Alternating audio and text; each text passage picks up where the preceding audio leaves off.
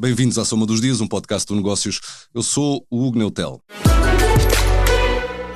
Neste episódio especial, tema único, Orçamento do Estado para 2026. O Governo entregou a proposta nesta quinta-feira. O documento não tem os chamados cavaleiros orçamentais, nem alterações significativas, mas há uma coisa que tem, aprovação aparentemente garantida. Vamos olhar para o essencial desta proposta e tentar saber se, afinal, o OE 2026 é a versão orçamental da comida do hospital. Não faz mal, é de gestão fácil, mas também não tem sabor nem produz memórias. De seguida falo com a diretora de negócios, Diana Ramos, o Paulo Motini, editor executivo, e editor de economia, Paulo Ribeiro Pinto. Esta é a Soma dos Dias. Meus caros e minha cara, bem-vindos a todos. Diana, começo por ti. Há pouco lia o teu editorial e retive esta expressão. É um orçamento descafeinado. Esta ausência de cafeína será uma tentativa de evitar dar energia às várias sensibilidades partidárias? É uma expressão que nasceu daquele que foi o debate que hoje fomos fazendo ao longo do dia em torno daquilo que seria a proposta de orçamento do Estado para 2026. Sabíamos, à partida, que não traria muitas novidades, que não seria um orçamento do Estado impactante, daqueles que mexem substancialmente com a vida dos portugueses, porque o grosso das medidas já eram mais ou menos conhecidas, sobretudo aquelas que normalmente vão bater diretamente no bolso dos portugueses. Já se sabia que havia um pré-acordo com o Chega para a descida das taxas nos escalões do segundo ao quinto escalão de IRS no próximo ano. A atualização dos escalões também é mais ou menos aquilo que é esperado, até porque a lei assim o impõe, que eles sejam atualizados no início do ano. Portanto, desse ponto de vista do IRS, sabíamos que não ia haver surpresas. No que toca ao IRC, também já tinha sido claramente apresentado pelo Governo aquilo que são os seus planos a médio prazo, sem que isso causasse propriamente muita agitação, a descida de 1 ponto percentual ao longo dos próximos anos.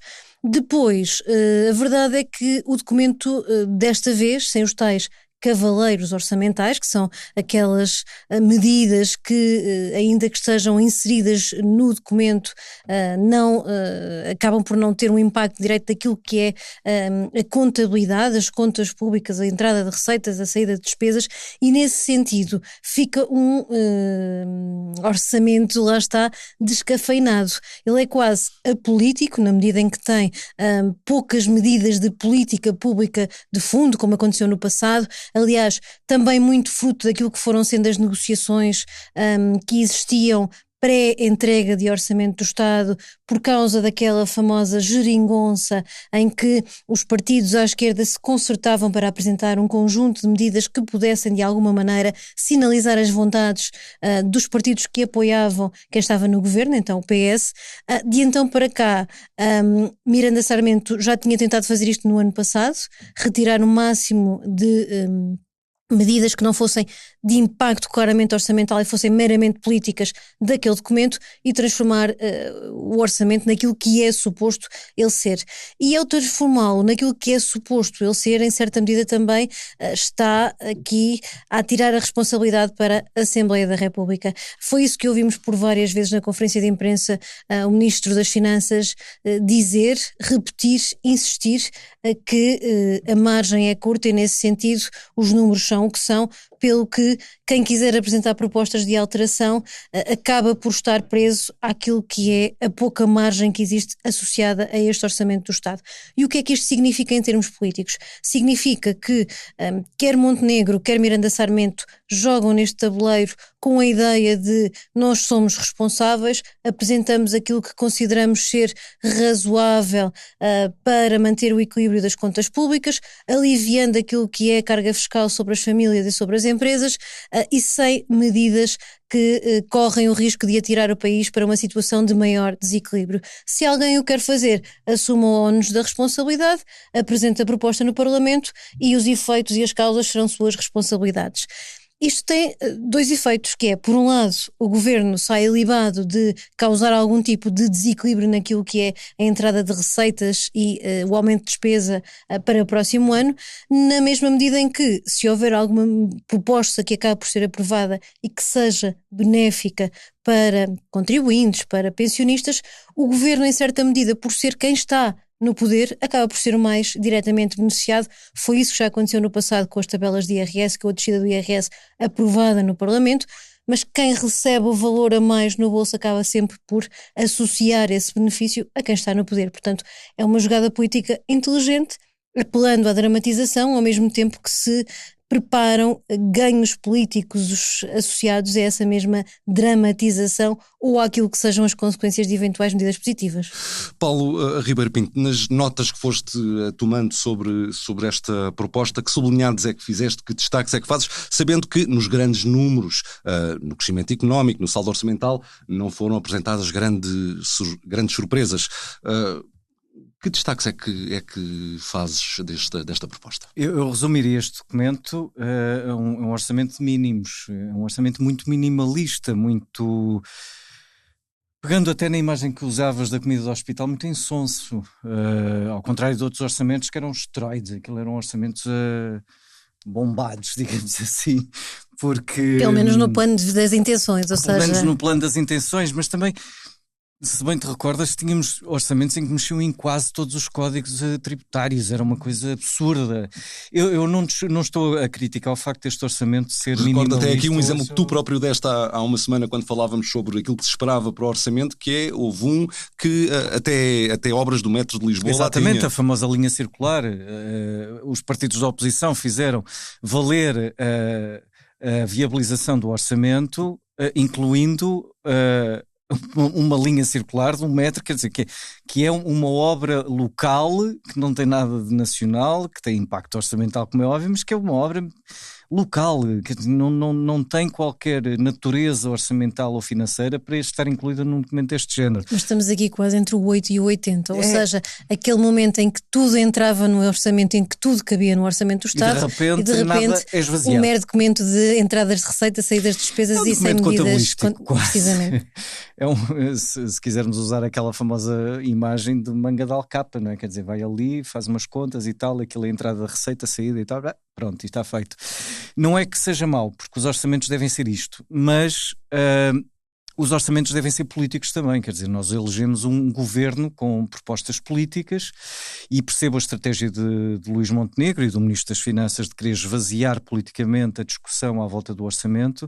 É muito mais fácil da discussão ser feita, é muito mais fácil o processo orçamental, é muito mais fácil fazer viabilizar aquele orçamento e, de certa forma, também encurrala a oposição, porque a oposição fica sem, além de não haver margem financeira, como já o próprio ministro dizia,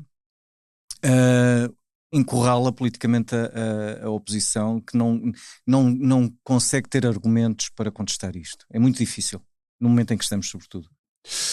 Aproveito, Paulo Moutinho, agora para falar contigo.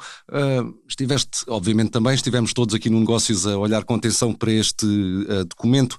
Para ti, o que é que sobressai daquilo que conhecemos hoje? Essa é a parte curiosa no meio deste orçamento, e depois da Diana e do Paulo terem salientado aqui que o documento não tem assim muitas medidas. Efetivamente, aquilo que se destaca é algo que não está no orçamento. E que foi dito por Miranda Sarmento na apresentação da proposta do Orçamento do Estado, que se prende com aquela carta da Comissão Europeia, uma carta que nós demos há bem pouco tempo, mas que é uma carta que vem com um alerta que já vem nos últimos anos de que o ISP, ou o desconto que o Governo mantém no ISP, no Imposto sobre os Produtos Petrolíferos, tem de terminar. Esta carta dá aqui imenso jeito, porque politicamente ainda ninguém tinha tido a coragem de acabar com este desconto e isto permite... Atira a responsabilidade para Bruxelas. Atira-se a responsabilidade para Bruxelas, é sempre mais fácil, não é? Bruxelas é que é culpada pelos preços dos combustíveis depois irem subir na bomba. O que acontece é que a reboque desta carta, e depois da Ministra da Energia, do Ministro da Economia terem vindo muito rapidamente a dizer, tem mesmo que acontecer, isto vai ter mesmo que acontecer, porque nós estamos a ir contra Bruxelas. Hoje o Ministro das Finanças agarrou e disse, pronto, vai acontecer, vamos fazer isto de forma gradual, vamos fazer com que seja quase indolor. E como é que vamos fazer isto? Cada vez que os preços dos combustíveis estejam para descer, nós vamos subir o imposto, Tradução. Os preços dos combustíveis não vão descer, efetivamente. Os consumidores não vão pagar mais, mas também não vão pagar a menos que era aquilo que estava previsto, não é? Vão pagar mais imposto. E isto só se vai ficar à vista o quê? Vai ficar à vista que o peso da fiscalidade sobre os combustíveis é elevado em Portugal. Se calhar devia-se repensar algumas partes da fiscalidade que recaem sobre os produtos petrolíferos. Não é simpático porque nós não queremos incentivar o consumo de combustíveis fósseis, não é? Estamos aqui a fazer a descarbonização e agora vamos baixar a fiscalidade sobre um combustível que ainda por cima emite CO2. Mas a realidade é que as pessoas precisam ainda destes combustíveis, os automóveis que utilizam, as empresas, os automóveis que utilizam, ainda são, na sua grande maioria, automóveis com motores a combustão, e a economia, quando os preços dos combustíveis sobem, e sobem pela fiscalidade, a economia ressente, obviamente. A economia recente, os preços dos alimentos, dos bens todos que nós consumimos, sobem. Pronto. O que nós temos aqui, efetivamente, então é a promessa de que no próximo ano vamos pagar mais ISP. O Estado, no orçamento, na proposta, o Governo na proposta que faz, põe uma previsão, uma estimativa de crescimento da receita de ISP que é mais do dobro daquilo que é a inflação. Mas o que está ali ainda é a perspectiva só do crescimento da procura, do consumo privado. As pessoas vão ter mais rendimento, vão ter mais dinheiro na carteira e certamente vão atestar mais vezes o carro e vão consumir mais. Estamos a falar de um aumento de 4,6% da receita, 187 milhões de euros, um imposto que, quer dizer, não nos podemos esquecer, são 4.200 milhões de euros. É muito dinheiro.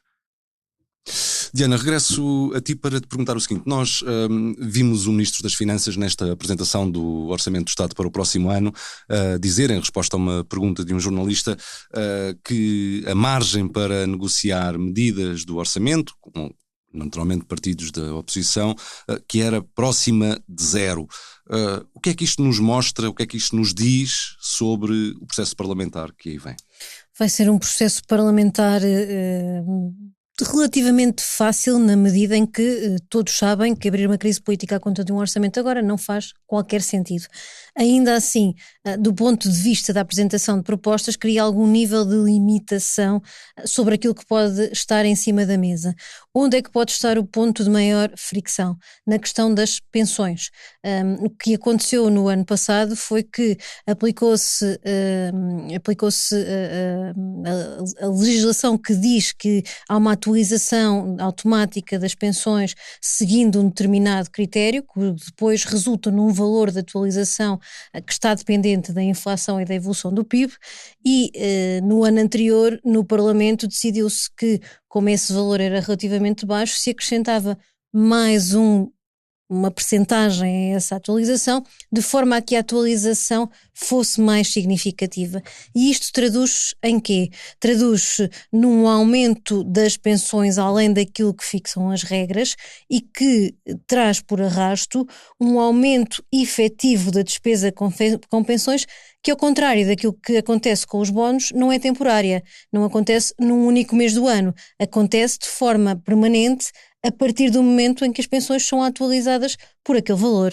Ora, isto cria uma pressão sobre a despesa que poderá criar algum conflito parlamentar e abrir algumas brechas.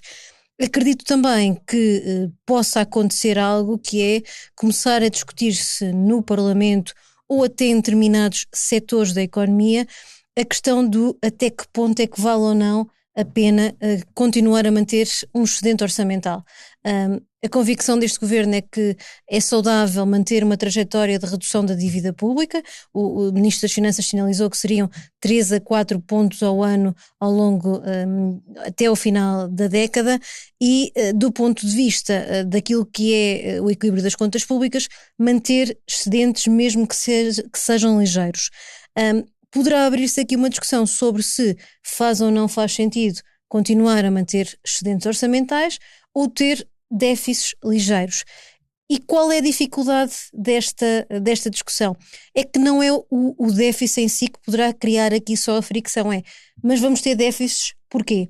Porque estamos a criar investimento e medidas produtivas que alimentam o crescimento económico, ou porque estamos simplesmente a aprovar medidas que são de aumento da despesa permanente e que não trazem, além, naturalmente, de um aumento do consumo interno, que alimenta de alguma maneira as contas públicas, mas que não trazem um efeito direto positivo naquilo que deviam ser os valores mais elementares do crescimento económico.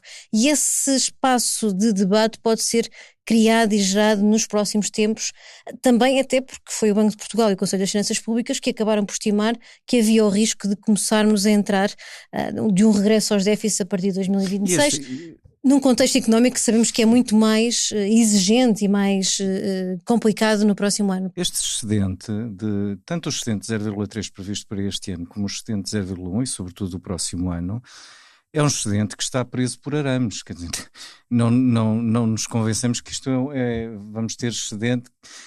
É muito a linha que separa as contas públicas de termos um ligeiro superávit ou regressarmos aos déficits é minúscula e, portanto... São poucas centenas de milhões de euros. Já se abriu aqui a discussão sobre manter o déficit ou abrir ligeiros excedentes. 230 milhões, quer dizer, é pouquíssimo, 230 milhões não é nada. E rapidamente nós saltamos este valor para baixo, como é óbvio, não é? E, portanto, não é difícil chegar novamente a um déficit. E entendemos, não é que este orçamento seja austeritário, mas também não é expansionista. É claramente contracionista no sentido em que, comparando com o orçamento do ano passado, quer dizer, as medidas foram muito retraídas face àquilo que estava... Independentemente disso, mas sabemos... essa é outra curiosidade, é que não é um orçamento nada austeritário, mas também ninguém pode olhar para ele e ver um orçamento expansionista, portanto, ele acaba por não ser praticamente nada. É minimalista. Pronto, é minimalista. É mínimo, cumpre os mínimos olímpicos. E talvez isso contribua para o facto de, ao dia de hoje, tem aparentemente aprovação garantida. Vimos José Luís Carneiro já a dizer que o Governo atendeu às exigências que o PS colocou para a aprovação do Orçamento do Estado. Será que podemos esperar muitas alterações no processo parlamentar que agora vai começar? Eu lembro que nos últimos anos, também já falámos disso noutro episódio, sucederam-se os recordes de propostas de alteração. Sim, 2000 e tal. Aliás, propostas de alteração, coisas que até há meia dúzia de anos seriam completamente impensáveis. Sim. Como é que prevês que seja este processo? Eu acho que vou agora recorrer outra vez àquela expressão que usou o Primeiro-Ministro na Universidade de Verão do PSD em Castelo de Vido, quando ele disse que antevia uma discussão simples. E eu acho que vai ser uma discussão relativamente simples. Não há interesse nem do Governo, nem do PS, nem do Chega em criar uma crise política neste momento. E, portanto, todos vão a jogo, mas sem, utilizando aqui uma figura futebolística, ainda há canelada uns aos outros, porque o que vão fazer é tentar, obviamente, fazer valer as suas propostas, porque ideologicamente também não tem muito por onde andar. Lá está, este orçamento é muito pouco ideológico e vai ser muito difícil a qualquer partido apresentar propostas que entrem na arena ideológica de cada um do espectro político onde cada um se encontra, porque o próprio orçamento está esvaziado disso. Não há muito que discutir à volta daquilo. José Luís Carneiro tinha, aliás, fixado como condição que se fossem expurgadas matérias de natureza fiscal laboral, SNS, relacionadas com a lei de bases do SNS, pensões e proteção social. O que acontecerá é que a crispação vai surgir quando estas matérias forem discutidas, muito provavelmente também no Parlamento, mas fora da discussão orçamental. Fora da discussão orçamental. Há pouco falavas sobre o excedente que está planeado pelo Governo e que está que é mais frágil do que aquilo que possamos pensar, a meta de atingir esse excedente. Estamos a falar apenas de 0,1% do PIB. O que também sabemos é que vai haver aqui uma ajuda mais uma vez, mas desta vez ainda maior, de um elemento que é a Caixa Geral de Depósitos. Paulo Moutinho, convido-te novamente a entrar na conversa.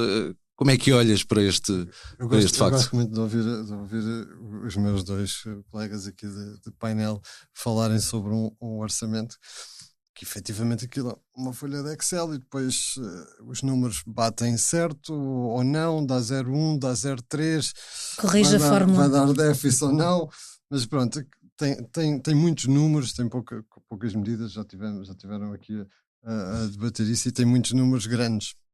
E há números, eu há pouco estava a falar do ISP de 4 mil milhões, mas depois quando vemos a questão dos dividendos das participações que o Estado tem, nas empresas, neste caso na Caixa, quer dizer, primeiro à partida está escondido.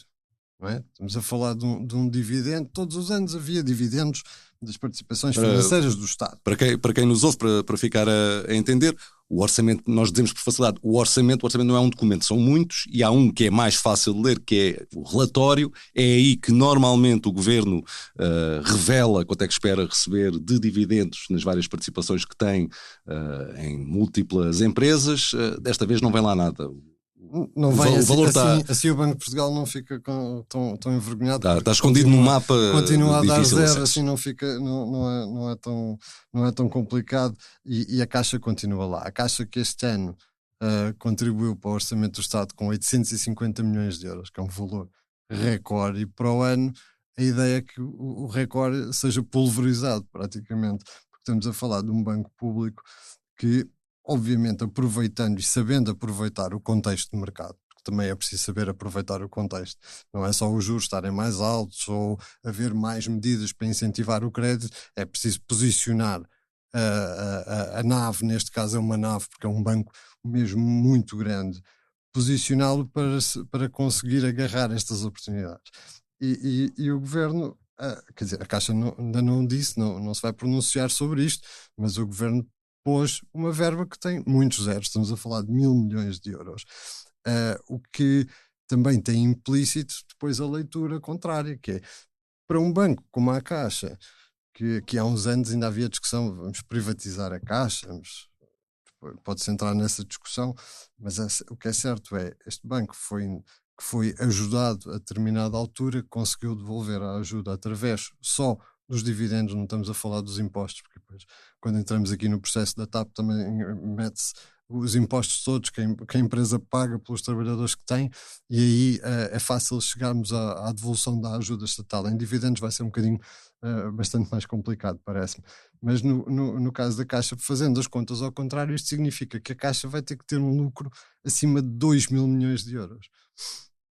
É um número estrondoso, nunca antes visto. O setor financeiro, felizmente em Portugal, está bem, recomenda-se, está a ter negócio como nunca teve, muito à conta também dos governos e das medidas que foram adotadas para resolver, entre aspas, aqui os nossos ouvintes não estão a ouvir, mas eu fiz o sinal do entre aspas, porque as medidas que foram criadas pelo governo para resolver o problema da habitação essencialmente incentivaram a procura. Não é? Falta responder ao outro lado, oferta, que é o problema grave, está do lado da oferta. Incentivando a procura, obviamente o setor financeiro posiciona-se. Querem crédito, nós temos crédito. Os bancos nunca tiveram rácios de capital tão elevados. A própria Moody's veio dizer que o setor financeiro português é o segundo mais seguro. Isto são tudo coisas fantásticas, é isso que nós queremos. Não queremos que venha uma nova crise. Pelo menos o sistema financeiro percebemos que está algo sólido. Diana. Isto é importante. E é só voltar aqui ao ponto quando olhamos para a questão dos dividendos e para se dar uma noção do peso disto. Há pouco estavas a falar da questão do déficit e do excedente. O orçamento tem lá 1.000 milhões da Caixa. O excedente são 230 milhões. Quer dizer que se nós retirarmos 1.000 milhões da Caixa, então se calhar não temos excedente. Temos um déficit. Não é? E este é um elemento relevante. Mas esse é um ponto importante. Agora vamos fazer esta questão da pouca margem que o Ministro veio dizer para se posicionar nas negociações do Orçamento do Estado. Ok, há pouca margem, mas nós ainda não vimos na proposta do Orçamento uma receita que o Estado sabe que vai ter, não é? No próximo ano. E também tem a ver com a banca, tem a ver com o novo banco. Não só pela venda, mas também os dividendos que o próprio banco ainda vai libertar. Por isso, se calhar o excedente de 0,1 se calhar vai passar para 0,3, 0,4. Ou então dá para ou mantém-se. Ou mantém-se e dá para gastar. Deixa-me só fazer aqui referência a um ponto, porque brincamos com esta questão de o setor financeiro estar a entregar uma parcela significativa ao Estado. No passado o Banco de Portugal já deu bastante jeito para equilibrar as contas públicas, desta vez é a Caixa que num contexto económico que lhe é favorável está de facto com valores muito acima daquilo que são os tradicionais dividendos pagos por uma instituição financeira ao seu acionista, neste caso acionista único, o Estado, mas do ponto de vista de quem está no Parlamento a decidir a aprovação de medidas que muitas delas podem refletir-se num agravamento da despesa permanente, é importante perceber-se também que há de facto esta diferença nas contas, que sem os 1.000 milhões da Caixa Geral de Depósitos o saldo orçamental ficaria muito mais desajustado, e depois é preciso perceber, como o Paulo há bocadinho frisava, que isto é uma questão momentânea, de contexto de mercado, que muito provavelmente até só está mais inflacionada por causa das questões associadas ao crédito à habitação e às medidas do crédito à habitação, mas que o que é natural e que é sinalizado é que a rentabilidade do setor financeiro vai reduzir-se e por isso também os dividendos da Caixa deverão encolher nos próximos anos. Até pode vir o Banco de Portugal depois voltar a contribuir, mas para já sabemos que o Banco de Portugal vai continuar a ter prejuízos por mais algum tempo. É importante perceber que num momento em que pode haver bons indicadores e bons resultados e bons números a entrar e a ajudar a equilibrar o saldo, isso não significa que as contas públicas estejam totalmente saudáveis ao ponto de estarmos tranquilos com a aprovação de medidas que representem mais despesa pública. Paulo. Eu só queria dar uma última nota acerca da atualização dos escalões de IRS, que foi uma das medidas muito faladas pelo Governo, e a atualização dos escalões de IRS em 3,5%, tal como define a norma, se as pessoas não tiverem, ou se os trabalhadores tiverem os aumentos médios que o Governo está a prever acima de 5%, estas pessoas vão pagar mais IRS. Portanto, a opção do Governo aumentar apenas 3,5% e não aumentar sequer ao valor que foi acordado na concertação social de 4,6% é uma opção política, e isto permite-lhe ter alguma margem de manobra, porque obviamente a receita é maior, porque os escalões são atualizados a um nível mais baixo. Cá estaremos para acompanhar esses temas. Diana Ramos, Paulo Ribeiro Pinto, Paulo Moutinho, agradeço a vossa presença. Assim terminamos mais um episódio da Soma dos Dias. Marcamos encontros para de hoje a 8, porque em todas as semanas há histórias para contar. Obrigado por ouvir. Até lá.